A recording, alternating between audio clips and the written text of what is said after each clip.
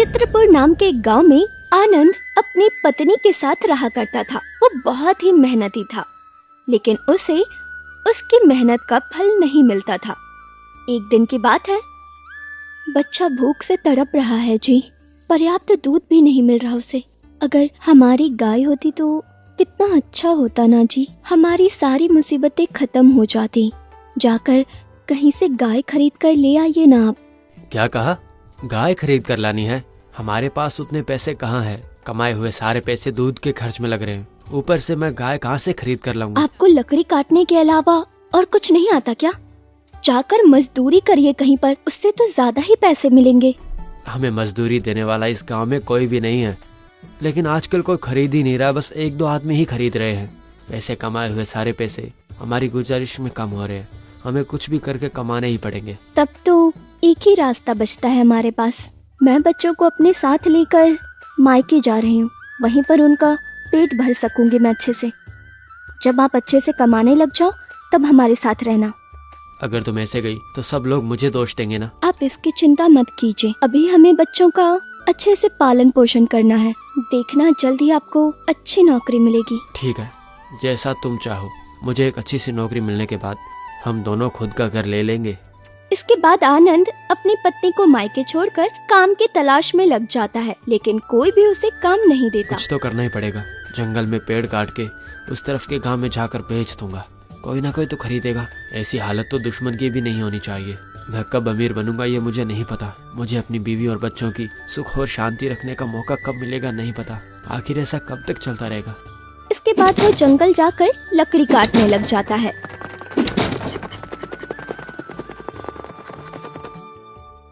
देखो, इस कागज पे लिखे हुए रास्ते के बारे में तुम्हें कुछ पता है क्या? जहाँ तक मालूम है वहीं तक बता दो हमें। यहाँ तो पूरा घना जंगल दिख रहा है। यहाँ से कहाँ जाना है हमें पता नहीं चल रहा है। जरा देखकर बताना अगर समझ में आए तो। मुझे तो यह जंगल पूरा पता है, मगर कागज में लिखी हुई रेखाएं थोड़ी अस्त व्यस्त लग रही है। हाँ, यहाँ से आप थोड़ी ही दूर जाएंगे तो वहाँ पे एक पहाड़ दिखाई देगा। मुझे लगता है कि वहाँ से आप लोगों को उत्तर दिशा में जाना चाहिए। कोठी, एक बार इधर आना। देखा तुमने, वो भी हमारे जैसा बलवान है। हमारा लक्ष्य साधने के लिए ये भी हमारी सहायता कर सकता है। ऊपर से इसको यहाँ के सारे रास्ते भी अच्छी तरह पता है।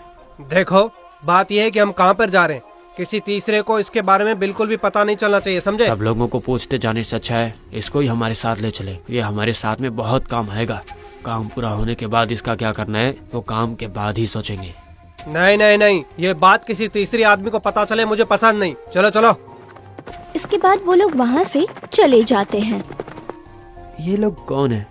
इनको पहले तो मैंने कभी नहीं देखा है। उन लोगों के हाथ में जो पत्र वो बहुत पुराना लग रहा था। इनके हाथ में जो पत्र था उसमें मैंने देखा कि अंत में एक हीरा दिखाई दे रहा है। यानी कि ये लोग कुछ तो अनमोल चीज को ढूंढ रहे हैं यहाँ पे। इस तरह सारी लकड़ी काटकर उन्हें एक रस्सी से बांधकर अपने सिर पर रखकर चलने लगता है। यह क्या है? इतनी भारी बारिश हो रही है। देखने में तो बहुत बढ़िया सा मौसम लग रहा था। उस बड़े पेड़ के नीचे ठहरूंगा। अरे अचानक बारिश तो रास्ते का रुकावट बन गई है। आगे का रास्ता साफ नजर भी नहीं आ रहा है मुझे। हमें कुछ देर के लिए कहीं रुक जाना चाहिए। इतनी बारिश में आगे जाना नामुमकिन हो रहा है हमारे लिए। वहाँ देखो, एक बड़ा सा पेड़ मुझे नजर आ रहा है। उसके नीचे ठहरते हैं। चलो जल्दी चलो। इस तरह वो लोग जाकर एक पेड़ के नीचे रुकते हैं। अरे कोटी, उस कागज को ठीक से रखा ना। बारिश भी तेज होती जा रही है। देखो कि भीग न जाए। बाप रे, मैं तो उस बात को भूल ही गया था। अरे रे रे रे, ये कागज तो पूरी तरह से भीग गया है। नक्शा भी नजर नहीं आ रहा है। आखिर ये कैसे हो गया भाई?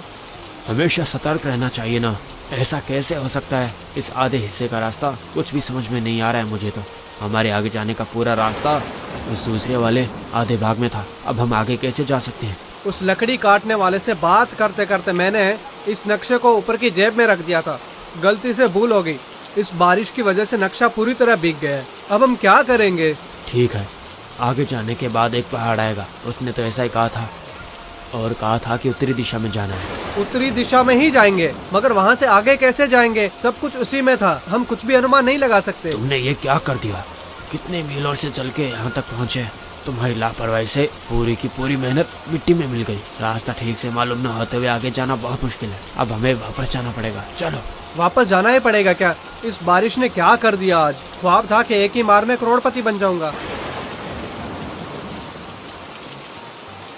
इस तरह कुछ समय के बाद बारिश रुक जाती है। ये अच्छा हुआ, बारिश रुक गई। अब शाम ढल गई, अंधेरा होने वाला है। मुझे वापस जाना चाहिए क्या, या फिर जंगल के उस पार के गांव में जाना चाहिए?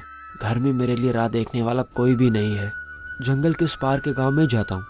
इस जंगल को पार करने के लिए मुझे बहुत दूर तक जाना पड़ेगा।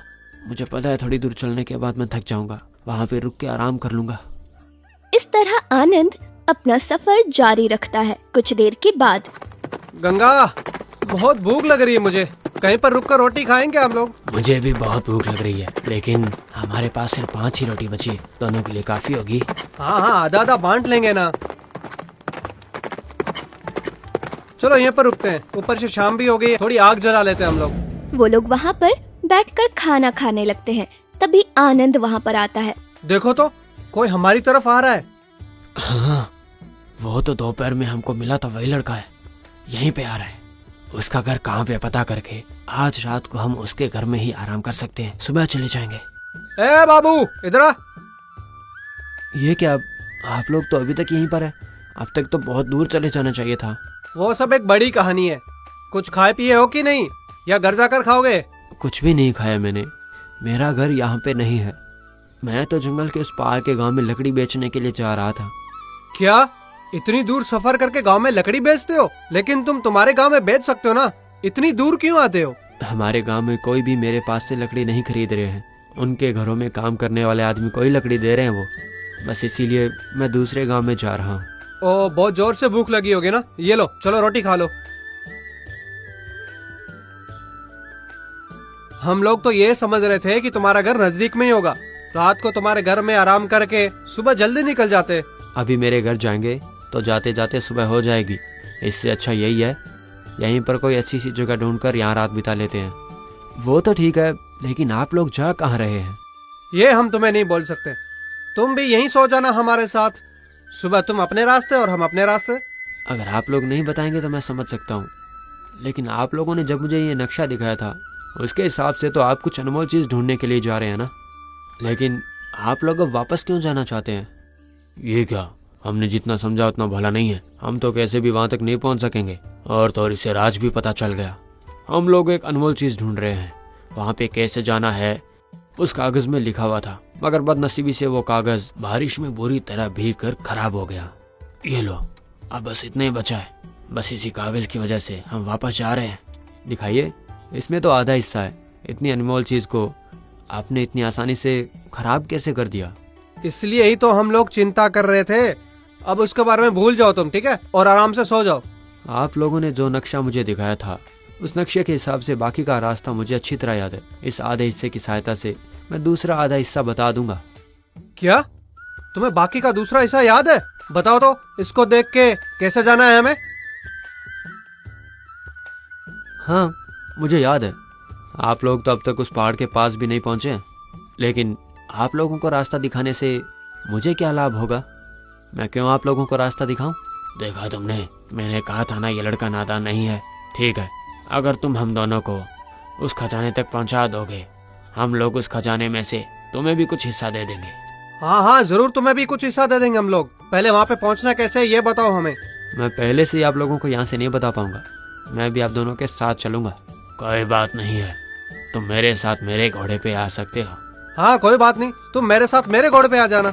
उसकी अगली सुबह वो लोग आनंद को साथ लेकर उसके बताए हुए रास्ते से चलने लगते हैं। इस तरह कुछ दूर जाने के बाद वो लोग आनंद के लिए एक घोड़ा लेते हैं और तीनों एक एक घोड़े पर बैठकर निकल जाते हैं।